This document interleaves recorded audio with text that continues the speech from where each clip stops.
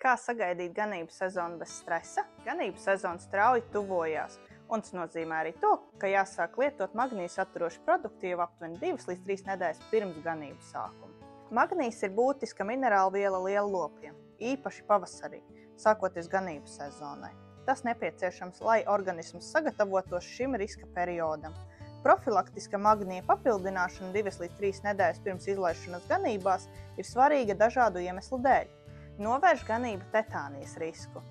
Pavasara pirmā zāle ir bagātināta ar kāliju un slāpekli, kas nozīmē, ka magnija uzsūkšanās organismā tiek kavēta, kas palielina hipomagnēzijas risku. Nodrošina stabilu magnija līmeni asinīs. Pāreja uz zaļo zāli var veicināt to, ka strauji krītās magnija koncentrācija organismā, kas var novest pie nervu un muskuļu darbības traucējumiem.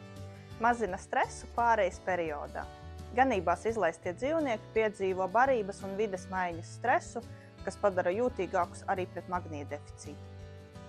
Tieši tāpēc magnija profilakse ir svarīga, lai saglabātu un arī uzlabotu dzīvnieku veselību un produktivitāti. Mūsu sortimentā pieejami dažādi produkti, lai ganību sezonu sagaidītu bez stresa.